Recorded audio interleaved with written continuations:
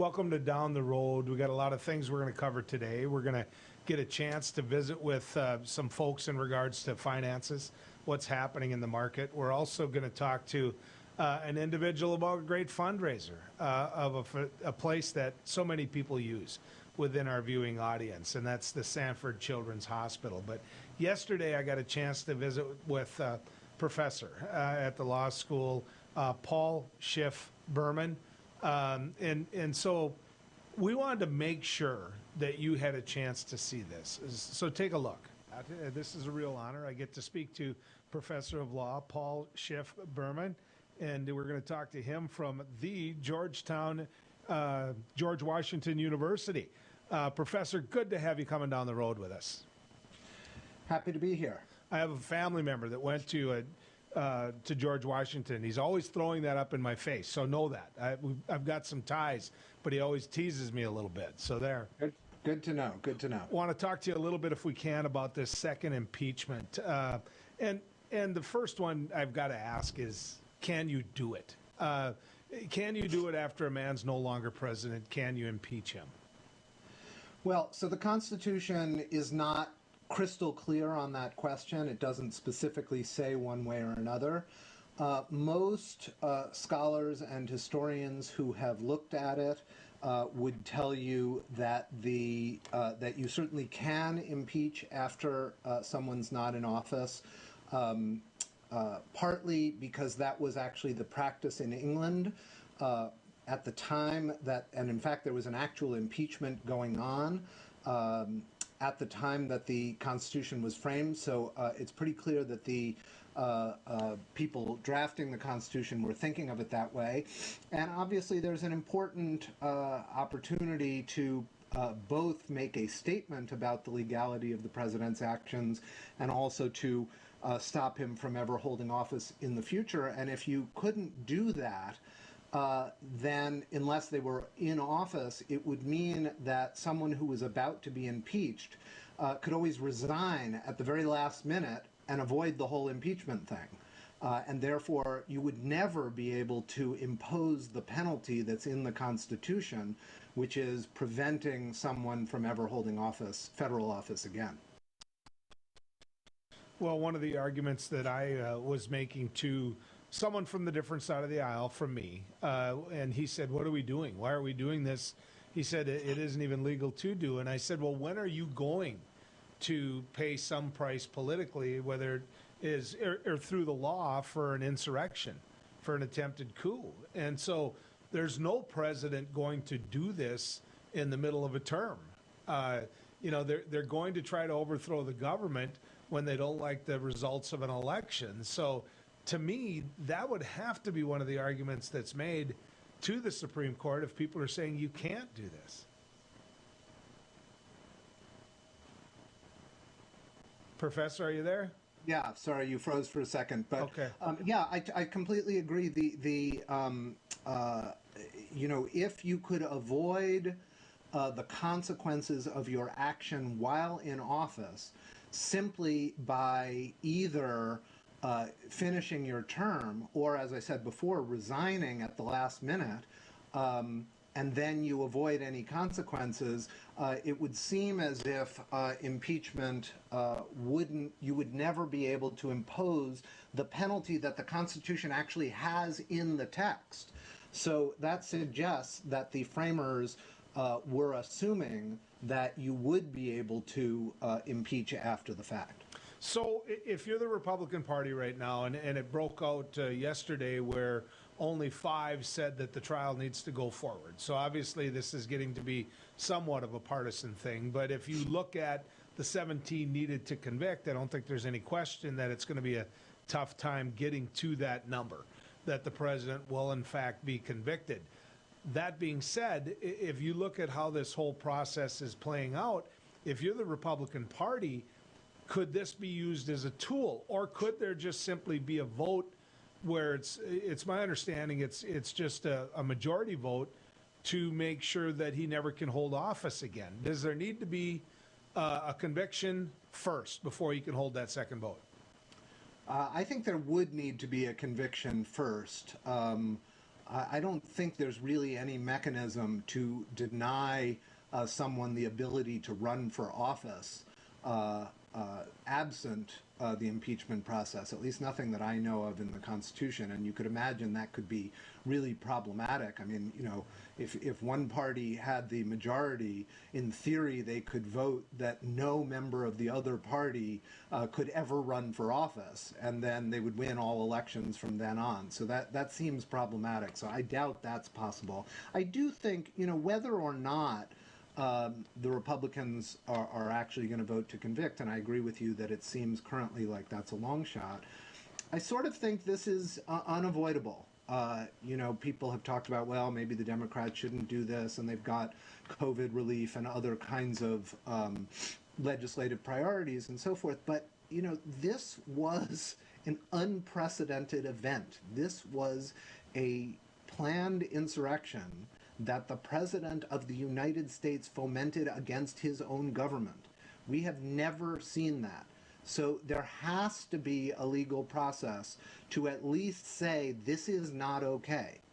And if the Republicans, because they are so beholden to the Trump base, are unwilling to vote for it, or unwilling to do their service as actual Americans as opposed to Republican Party members, then that's unfortunate, but at least that will be on the record and we'll know who was willing to put country ahead of party and who wasn't. And so I think as a legal matter, this has to go forward, even if it's unsuccessful.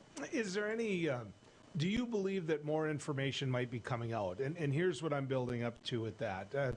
Political ambition. There's no doubt that Liz Cheney has political ambition. There's also no doubt that Wyoming is just as red of a state as the one that I'm sitting in right now, as North Dakota, if not redder. And so if you look at that and you couple it with the fact that she's ambitious, her vote to impeach is a pretty bold vote, unless she knows something. And her dad can't be more wired into Washington politics than what Dick Cheney, former vice president, is. He signed a letter with 9 other secretaries of defense telling the Defense Department, don't do it. If there's an attempted insurrection, don't play a role in all of that. What I'm building up to here, Professor, is do you think the Cheneys know something, and do you think more is going to come out during this trial? It's an interesting question. You know, I certainly think it was very telling that Dick Cheney really kind of organized that letter. And of course, it was right about at the same time that that then a few days later, McConnell started at least making noises that maybe he would also then later vote for impeachment. So they're sort of, you know, they're hedging their bets, I guess I would say. And maybe there is more about coordination with the White House between the those who rioted and stormed the Capitol and operatives at the White House, maybe the president himself, who knows, that could come out. You know, whether that would make a difference in this environment, even that, I don't know. I mean, you know, everyone who came out against Trump right after the insurrection is now getting punished with, you know, with primary threats and so on and so forth. And so a lot of them are scared. And that's unfortunate, but that's kind of the current state of the Republican Party. And so either it's going to knock Cheney down ultimately, or maybe she can somehow prevail and show that she was right. We'll have to see what the future of the Republican Party holds. Well, and that's why I come to believe that there's more information coming. I call it the old Coke Stevens.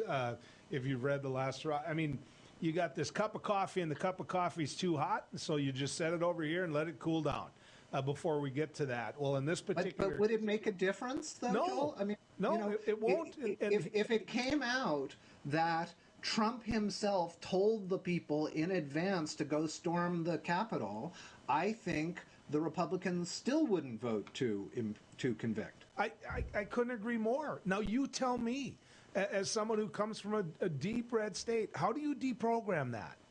How do you when you're sitting there visiting with a guy you used to referee football with, good buddy, I've hunted, I've fished with him. He's a Republican, I'm a Democrat. But he sits there and says, well, man, those people were fired up. And, I mean, come on, we need, and this is the line they always use. We need to just move past it and move on. And it's like, did you see that? They tried to overthrow our government. Did you see that? I don't know how you convince him that what happened is worthy of a conviction. I just don't. I think I think you don't convince that person. I think, there's more of a long-term question, which is I think there is clearly a kind of insurrectionist, white supremacist wing now of the Republican Party. And that group has to be hounded and cut down and arrested and taken off platforms and just made into pariahs and to make their organizing as difficult as possible. And if you can hive off that group, I think there's a much larger group of Republicans that are currently sort of on the Trump train, but over time might not be. And I think that's the only long-term solution, is to hive off the violent extremists. I know we only have just a couple of minutes left here, but I have to ask you this, because if you think about it, you've got a congresswoman in Colorado, you've got another one in Georgia that just are, they are all in on Donald Trump. They are all in on bringing weapons in. I mean, these two don't care. There's no repercussion. They're in such safe Republican districts that they can go ahead and mock and tease and insurrect themselves. I mean, they can. They can incite the very things that we're sitting here fighting. How do you get them out? How do you get them out of Congress? Is money the key? Is having the Walmarts of the world say, you know what, we're not in this anymore. We're not giving money. Is money the key to all this, Professor? Well, I don't know, because, as corporate money is disappearing, perhaps, but it may be that it's picked up by small money donations from, crazed insurrectionists. So I don't know whether money is going to make a difference. I do think that long term the problem is a structural one, which is that we have an electoral college system and a Senate which is geared to creating a safe Republican majority, even if they don't hold a majority of the American people. And so that's a problem for democracy, but it's also a problem for the Republican Party, because usually if you lose the popular vote 7 out of 8 times, you would have a moment where you'd say, gosh, we need to do something different. That feedback loop is not happening because they can win elections without having a majority of the popular vote. And that's a long-term problem, both for the democracy and for the Republican Party as being anything other than a fringe party. Professor, I could do this all day. Thank you. Thank you for coming down the road with us. I appreciate it. Thank you. I'm happy to come back anytime. Now you can see why I wanted to make sure you got a chance to hear what the professor had to say. When we come back, Austin Pennington is going to join us. He's with the Pennington firm. We're going to talk about the defense that the rioters who attacked our Capitol are making. The president made them do that. Will that defense work?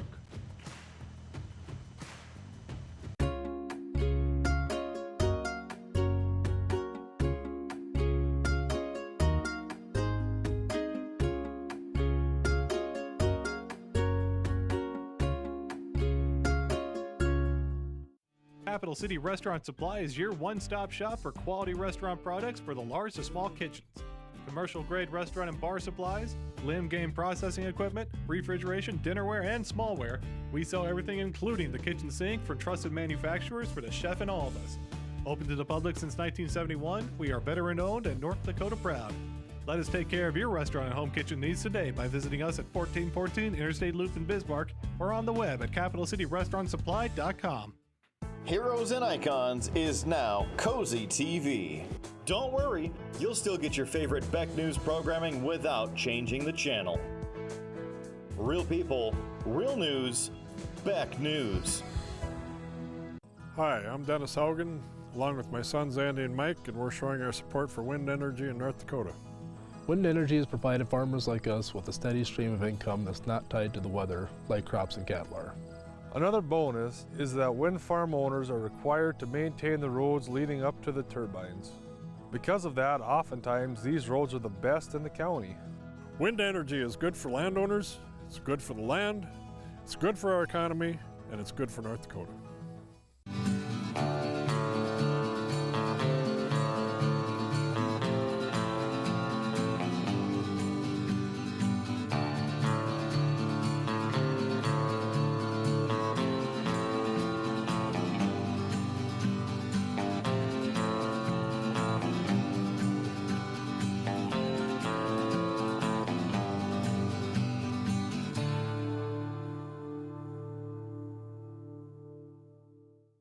Are you a thrill seeker, sightseer, or day tripper? The Ford Bronco Sport SUV is built for you. Four Bears Casino is giving away a 2021 Ford Bronco Sport loaded with a ton of interior space, safari-style roof, smooth suspension for any terrain, and easy-to-clean surfaces. Qualify now just by playing your favorite slots at Four Bears Casino. Double points on Sundays. Also get in on Super Senior Wednesdays, slot turning Thursdays, and hot seats on Wednesdays and Thursdays. Spin into Four Bears Casino and Lodge for chances to win.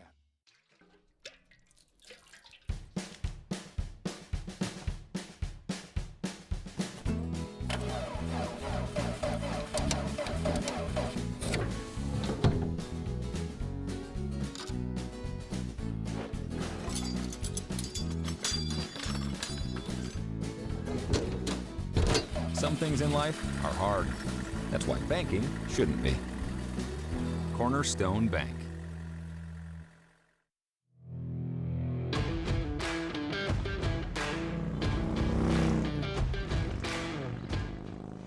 Welcome back to Down the Road with me, Joel. I'm going to introduce you to a guy. If you get in trouble, he's a good guy to call. Now, I haven't had to call him yet, but he is a good guy to call. I want to visit with Austin Pennington with the Pennington firm. Austin, good to have you coming down the road with us. Yeah, great to be here. I'm glad you're calling me for these reasons, not because you got into trouble. So that's good. Well, all bets are off on that in the future. Can we talk rates? Can we talk travel time here to North Dakota? We can talk about a little of that. I want to talk about defense, the defense that some of these people are going to make, because right. You're not the brightest person if you think that they're not going to catch you when you storm the Capitol. They're catching people right and left. I mean, the guys that wore the masks in don't realize when they weren't wearing them outside, they still might be caught. So, but you've defended and you've had clients that weren't the brightest clients, and they still need representation. So, what defense do they make? If you're that individual that's been charged, that has to go in and make his argument or her argument, what type of an argument do you make? Well, I think you got to look at the specific charge that they've been charged with, the specific offense. If you've got, let's just take an assault, for example, because there was plenty of people that bumped into Capitol Police, which then can lead to an assault on a public charge, assault on a public officer charge. In that situation, probably what I'm going to do as a defense lawyer is see what other people were around. Can I blame the fact that I contacted this officer on the mob behind me and around me? And that's, you're parsing hairs there, but that's kind of what you're grasping at when you're dealing with something like this. Okay, so let's talk about that a little bit, because one of the arguments that they're making in the halls of Congress right now is the argument that the president made them do that, that the rally made them do that, and he got them all fired up. He told them to come. He told them that was the day we got to deal with this stolen election, and I need you. And he sent them down to the Capitol. There's no question about that. That's indisputable. Now, whether he caused them to riot, obviously there's people that are going to make an argument on both sides of that. But say you're in that courtroom and you're representing Joel. And Joel, the argument that you're trying to make is, look, it's not his fault. The president told him to do it. Well, that stick. Is that a good defense? Legally in the courtroom, no.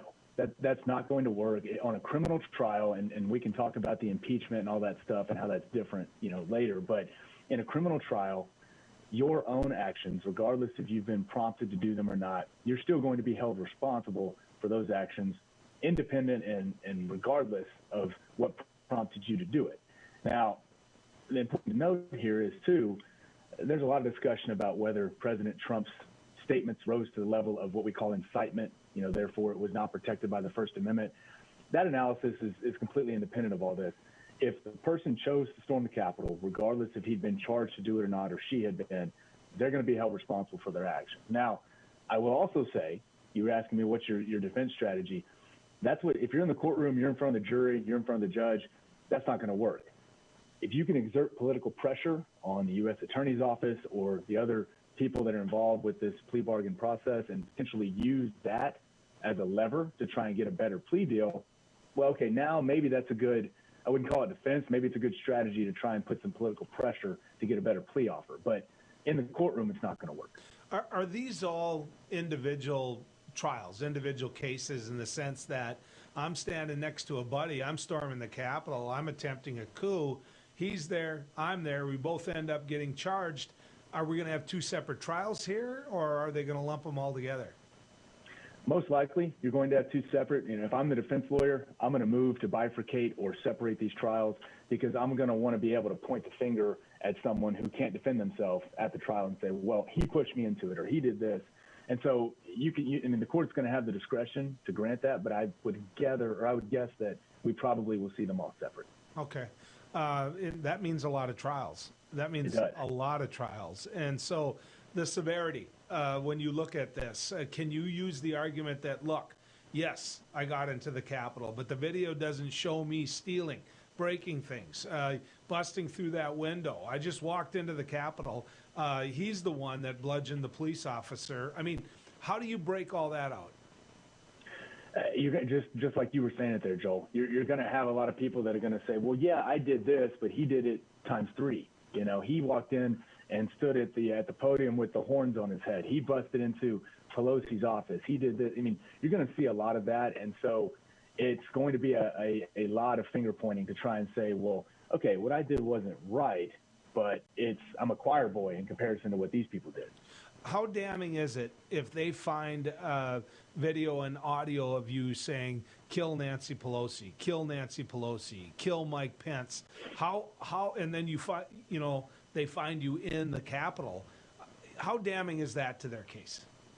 Extremely, because it's extremely damning to the defense, because you're showing and you're displaying your your mental state at that point.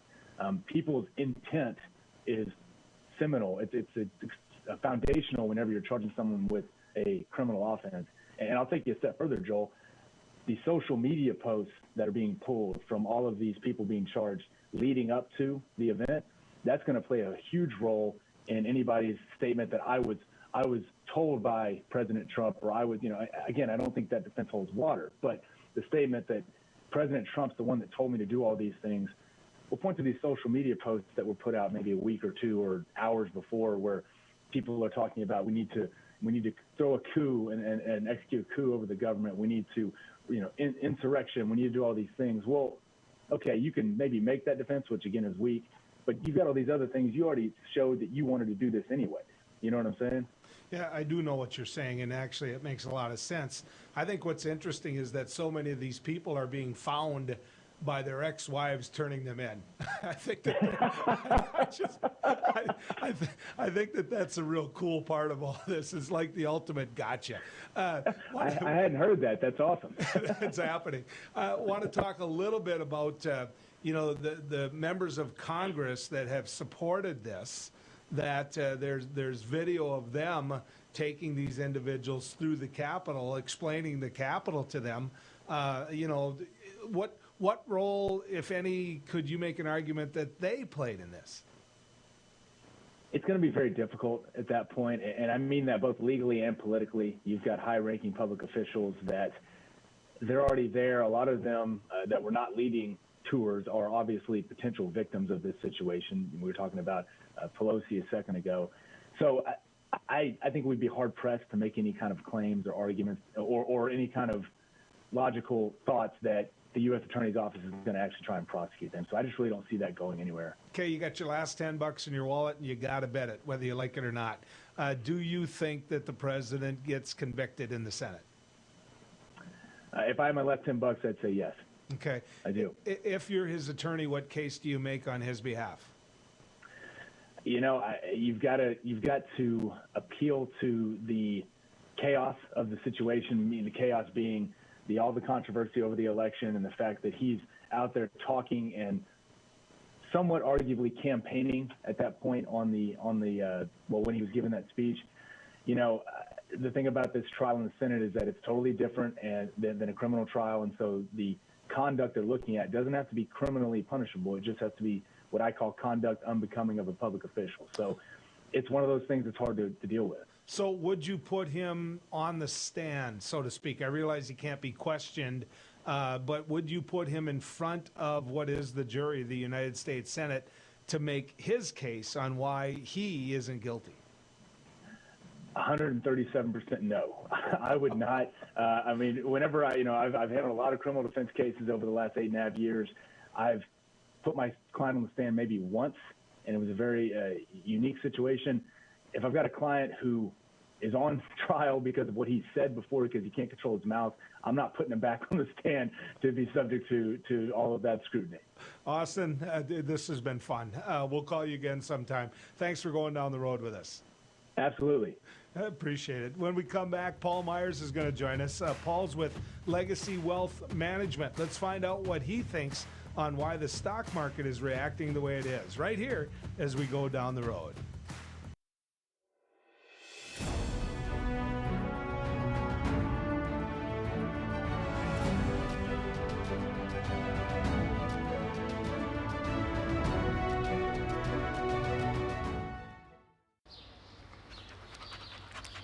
Jeez, what a mess.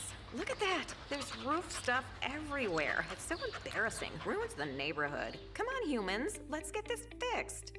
Don't let your roof go to the dogs. Call America's Best Contractors for your free estimate. Need a new woof? After checking with the rest, go with the best. America's Best Contractors. 258-2412. Online at americasbestcontractorsincorporated.com.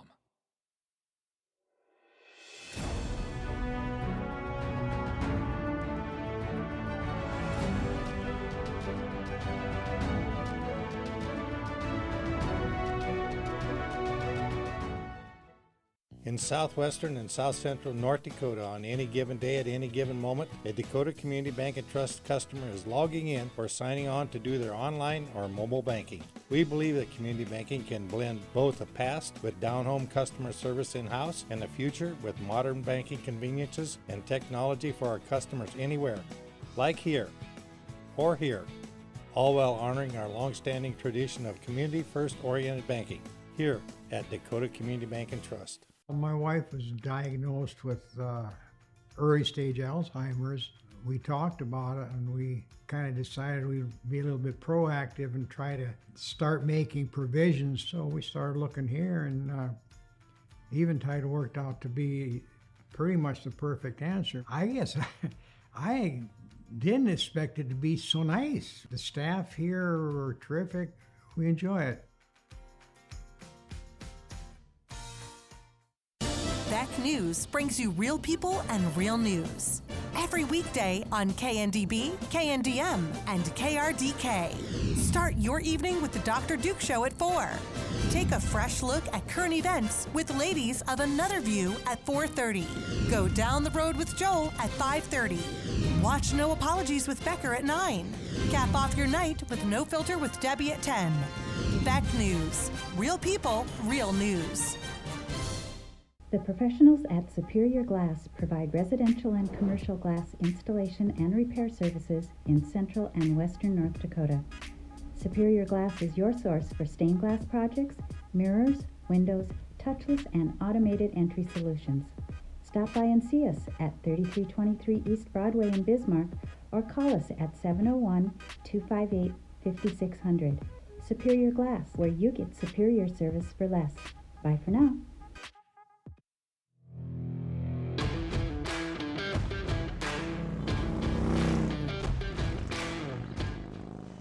It's good to have you still coming down the road with us. The stock market's been looking, well, a little funny. We're gonna talk about GameStop in just a little bit, but there's always been question about what the stock market does in relation to administrative changes. I don't know a doggone thing about GameStop. I don't. So the reason that we called Paul Myers in from Legacy Wealth Management is to be our expert when it comes to this. Paul, good to have you coming down the road with us. Good to be here, Joel. I'm happy to be with you on the air anytime, and your show is a great one. You know, I know what GameStop is now, but that's as much as I know about it. What's going on? Well, why don't I explain what this whole crazy thing is all about?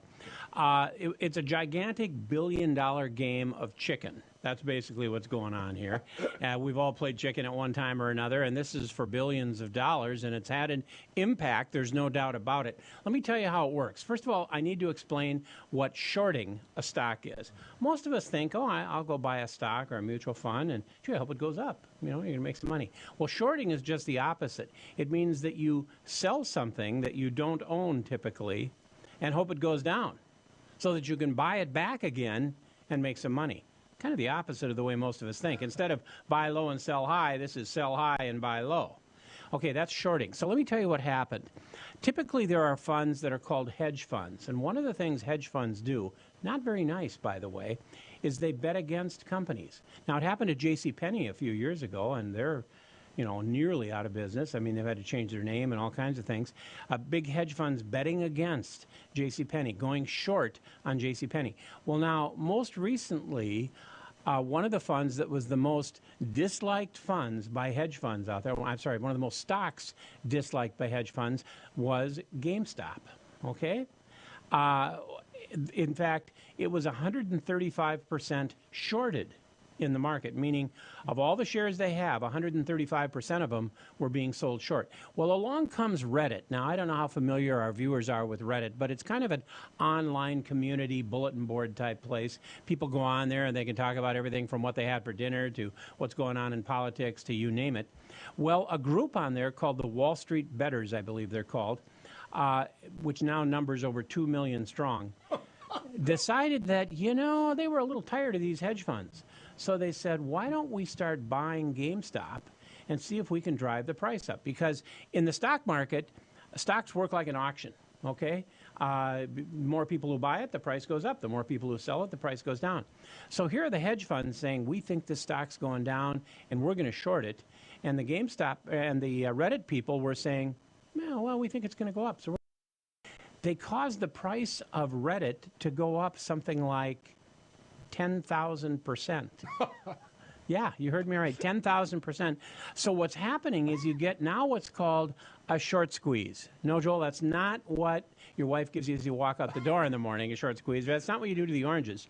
A short squeeze is when all those people who've shorted the stock are getting squeezed because now the price is going up. And they have to decide, well, should we get out? Now, if they get out and they buy back in, causes the stock to go up higher. And then more people get out and have to get back in. That's called a short squeeze. That's what happened with GameStop.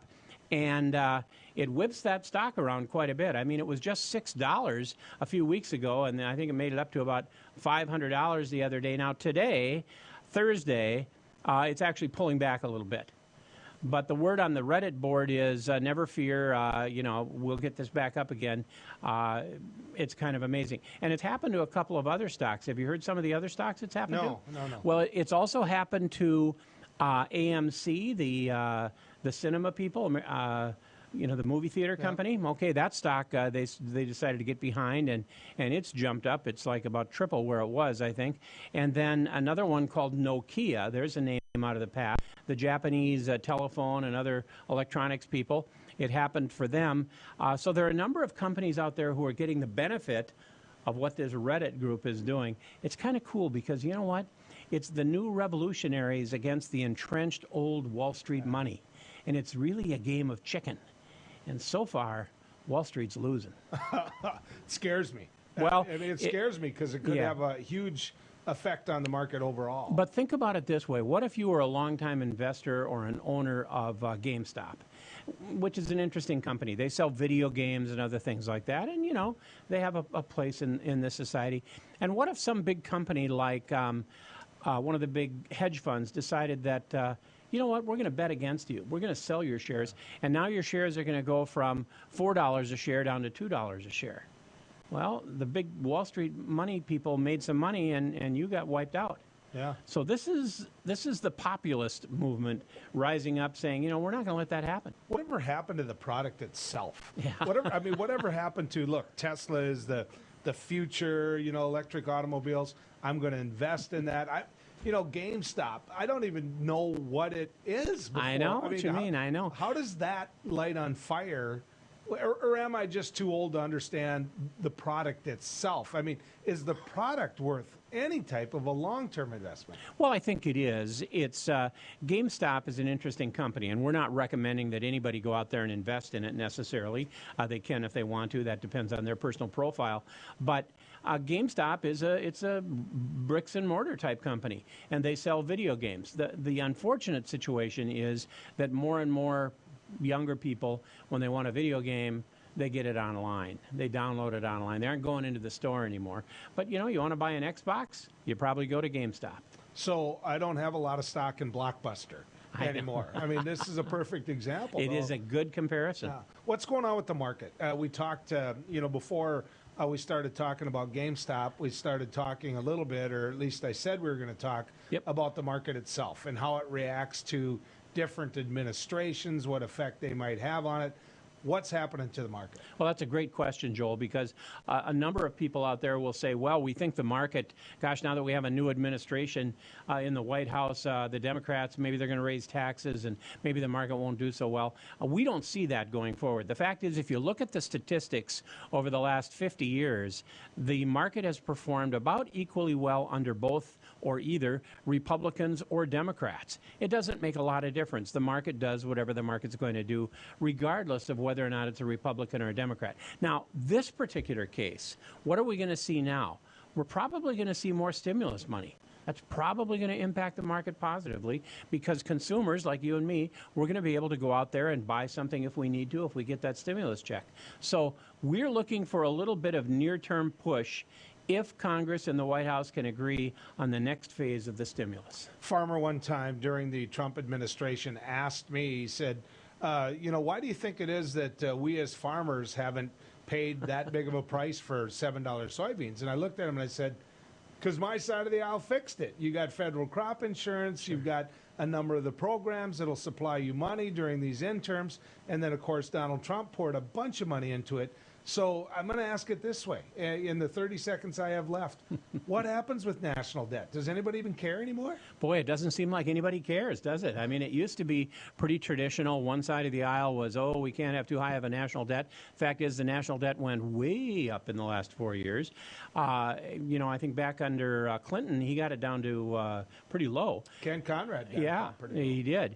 And times have changed, and nobody really cares, apparently, about the national debt anymore. Is it about just interest rates? Is that all that drives the market now? No, it's not the only thing, but interest rates are pretty interesting. Joel, when you think about it, if you have a $30 trillion debt, but you're only paying 1% on that debt, it becomes a lot more affordable. Paul Myers, Legacy Wealth Management. When we come back, I have a great cause for you. That's right. Many of us have used it. Sanford Children's Hospital. Stick around. More coming your way right here. Howdy, folks. It's a County Cafe. I reckon it's time you're due for a hearty meal. So saddle up for the day with one of our Hay-Boston breakfast homemade soups. Fill your grill at our salad bar. Sink your teeth into our famous County Line burger and barbecue ribs. Top it off with spoon-rattling pie with a calm roll that's sure to put a smile on even the toughest outlaws. Shake the dirt off the boots each night and warm up with the game. Tell them about it, Stacy. I can't wait to see you at the County Line. Since opening in Hebron in 1940, Dakota Community Bank and Trust has been your hometown bank. Our mission has been to provide modern banking convenience with old-fashioned hometown service. We've grown with the communities we serve through year-round events, countless sponsorships, and nearly 7,000 hours of volunteering each year.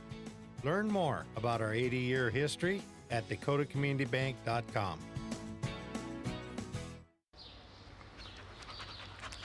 Jeez, what a mess. Look at that. There's roof stuff everywhere. It's so embarrassing. Ruins the neighborhood. Come on, humans. Let's get this fixed. Don't let your roof go to the dogs. Call America's Best Contractors for your free estimate. Need a new woof? After checking with the rest, go with the best. America's Best Contractors.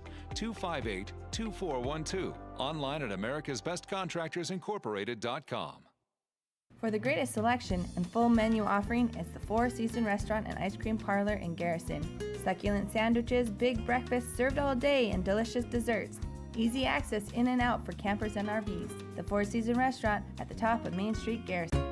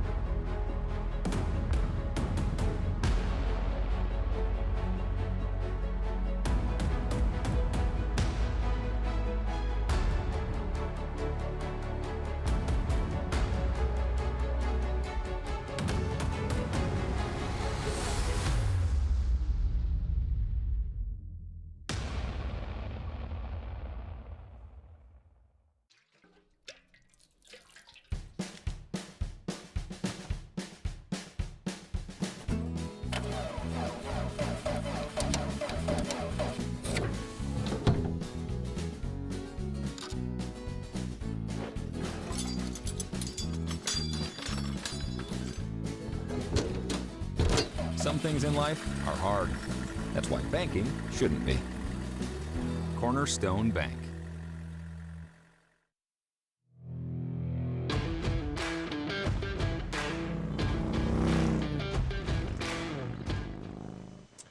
He's a teacher. He's one of those guys I would have sucked up to big time the week their grades came out. A longtime teacher, been in the systems for, well, quite frankly, he knows what he's doing.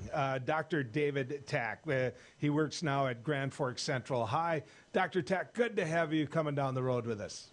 Hey, truly a pleasure. Thanks for having me back. It's an honor. Thanks. So, you know, there's a lot of talk. They're wanting everybody back in the classroom. You know, you get around your fellow educators. What are people saying about that? Same thing. I don't think that talk has slowed down since March, to tell you the truth. I mean, when they said we couldn't be in here, I think no other group of people more so than teachers have been more vocal about wanting to be back. But at the same token, understanding the limits and the safety of what needs to be done. But yeah, I mean, definitely hear it quite a bit from all angles. There's definitely that push. How about the differences in ages? You know, there's a lot of teachers out there that are my age or older. You know, if you're young and have young kids like you do, it's a little bit different. If you're sitting there as a teacher that's a couple years away from his or her retirement, you know, I'd be a little apprehensive about this. You know, I think that, you know, and I can just speak from some of the schools that I know pretty well. I think that the schools that have been in person already have been doing it really well and been doing a lot of the doing the right things. People here the students masked up all the time. I know that in talking here with the administrative team, they were talking about the 6 feet rule was the idea, because we weren't sure how many students would be wearing masks all the time, or would they take it off? Would we have compliance? Would we not have compliance? Things like that. And students have been absolute superstars, you know, and so they've come in, they've masked up, they've been respectful. We've sat the 6 feet away. And I mean, that's why schools are so safe, and there have been very little issues, if any, and that's a lot of teachers as a result. Myself, with my, you know, being a kidney donor, again, I'm pretty mindful of having to be keeping myself in a relatively safe environment as well. I feel safer here than in going to many restaurants, to tell you the absolute truth, because they continually do the right things and engage the distancing and the masking and limiting people in events as well too. So I think they've been doing it properly. See, I knew you were going to get by St. Peter easier than I was, a kidney donor, for cripe's sake. Want to talk about the 3 aspects in the city that I go to work in every day, and that's Fargo. I realize this isn't Grand Forks and you're part of the public school system there, but Fargo has 3 different things going on. You've got the school board, and Rupak Gandhi, which is doing what I think is a good job and a tough job.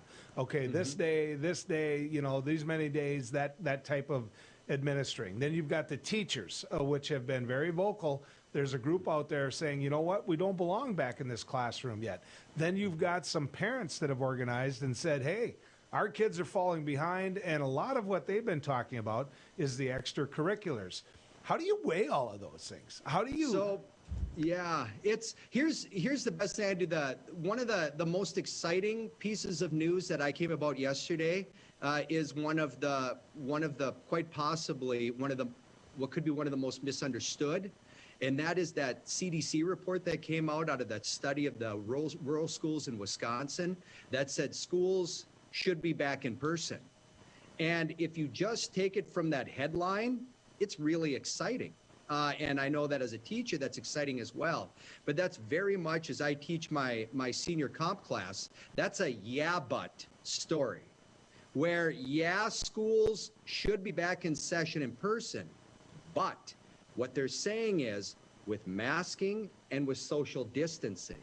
What the article does not say is everybody all the time, no distancing, everything. And that's what we're seeing as some of those concerns that come back. And I know that on my side of the river, I live in East Grand Forks, and my kids go there, and they're now transitioning to all kids all the time as well. And my sister serves on the school board over there. So you talk about a lot of inside baseball in the Tack family around here as well. But I mean, that's an interesting conversation as well, too. And I was talking to my sister, and I just said, you know, one of the things that a lot of people have to consider is that if you transition these kids back, I said, moving them back, it's kind of like when we moved them to that other model when we were in from hybrid to distance. It takes about a week to a little over a week for them to get used to what needs to be done and then fall into that what was needed. Same thing as we come back. We need time to move back the desks. We need time for the counselors to redo all of the schedules. If we need to social distance, we need to rethink what classrooms can be used, what classrooms can't be used. If we can't use classrooms, are we teaching in hallways? If we're not teaching in hallways, are we teaching in the churches? If we're teaching in churches, how are we getting from there to here and meals from there to here? Then the biggest headache that I hear from administrators, regardless of size of school anywhere, is lunch. And they just can't say we're going to social distance in the classroom, we're going to wear masks, but then we're going to put 700 kids at a little round table and have them grab chicken nuggets off of each other's plates and then go back to social distancing. You know, you don't push pause on a pandemic from 11:30 to 12:30, and that is probably one of the biggest headaches. And as people don't realize, it's like, okay, during the day we could do that, but that lunch, when we feed them, how can we safely do that? And that's a much bigger headache for a lot of people than they really do imagine. So I'm going to get in trouble, and you stay out of this because you don't need to get in trouble. Here's, and it's going to end with where do teachers rank in terms of vaccination. But my point is this: decisions have been made, and rural firefighters, which, you know, a bad year is probably 10 fires. A normal year could be 5 fires or less, for example, but they've been vaccinated. They're first responders. Many of those individuals have the equipment now that when they go to that fire, they have shields, they have oxygen. Anyway, we could make that argument. My point is, when we look at the pecking order of who should get shots, I could make an argument that teachers should have been vaccinated before rural firefighters, for example. This is where you stay out of it and don't draw the parallel between the two. But should teachers be vaccinated quickly so we can get those kids in that classroom? I would say you would have a lot of teachers from whom I know on the fence about going back be much more comfortable bringing more people back after that second vaccine. And it's a substantial number of just, again, I'm not doing a formal study, but myself included, I'll even just turn to me. I know that how I feel bringing a bunch of kids back into my classroom, I get a little bit more nervous about that, and we do things really well here. I just hats off to my district, hats off to my school and everything.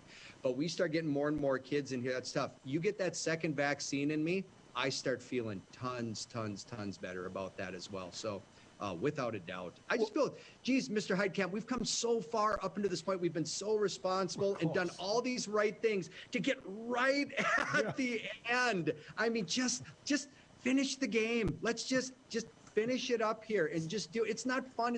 I had a student sit in here and before school, and he came in and he's like, Dr. Tack, this isn't fun and this isn't easy, but let's just keep doing what we're doing till the end. It's the routine. It's what we're used to. It's what it is. If we move to something else, and he looked at me and he said, is it really safe? Is it the best thing? And I said, I think it's safer than most places, but it's new for all of us, and I think we'll do our best. But, it's the question that, the kids are asking, the parents are asking, the teachers are asking, and I think there's a lot of good questions on all ends. Well, another day, I'm going to ask you about how far you think the kids are behind. Obviously, we both know that they'd be further ahead if they were in the classroom, but that's a conversation for another day. Dr. Tack, you're good at what you do. If I had kids right now, I'd move to Grand Forks just to make sure you're in your classroom. So thank you, sir. Thanks for coming on.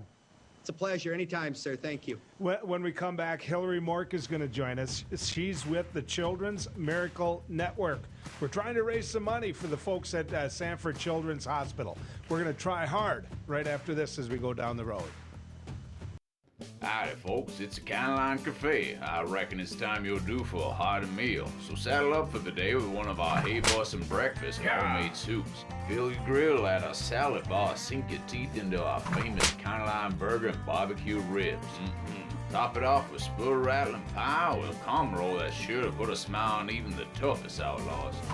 Shake the dirt off the boots each night and warm up with the game. Tell them about it, Stacy. I can't wait to see you at the county line. Hi, I'm Dennis Haugen, along with my sons Andy and Mike, and we're showing our support for wind energy in North Dakota. Wind energy has provided farmers like us with a steady stream of income that's not tied to the weather like crops and cattle are. Another bonus is that wind farm owners are required to maintain the roads leading up to the turbines. Because of that, oftentimes these roads are the best in the county.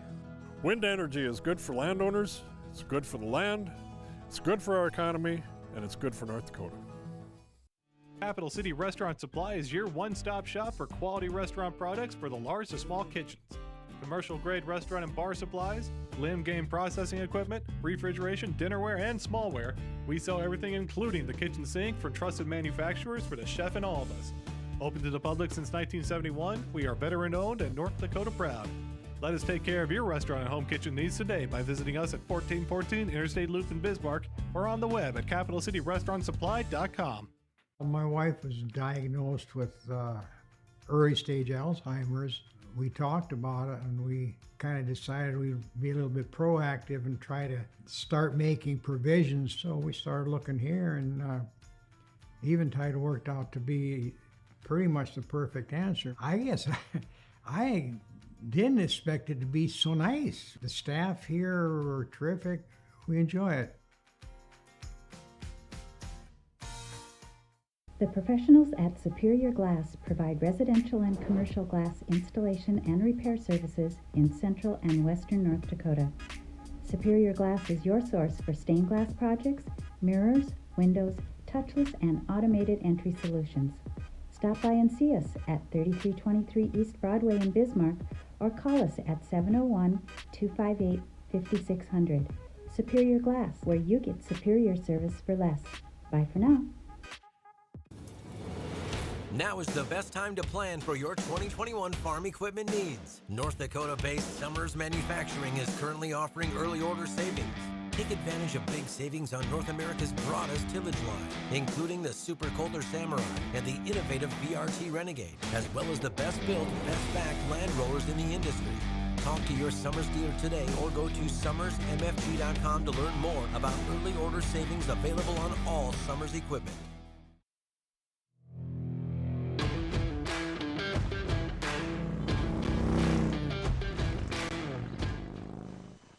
I'm going to end today's show with someone that I just have a lot of respect for, and that's Hillary Mork. Now, Hillary is with the Children's Miracle Network. It's the 21st annual Cares for Kids Radiothon. Hillary, good to have you coming down the road with us. Hey, thanks for having me. This is all about raising money. I mean, that's what it is. So we're gonna begin with how you can give money. We're gonna end with how you can give money. Tell people the phone numbers and everything. Sure. Our phone number is 701-478-5437. And that phone bank is open through 6:30 tonight. Okay. So as you view this, you can do this. That's the big thing. Now, tell people where the money is going, what it's going to. The money helps support special programs at Sanford Children's Hospital that benefit kids from all across the region. So we are the Children's Hospital for the state of North Dakota and Northwest Minnesota. It also supports special programs, special equipment that we have that helps to make their hospital experience a much better experience for them. So today, when you were helping me to organize my radio show, you had kids from Williston and Fessenden and Carrington, and there were kids from Langdon was on with us as well.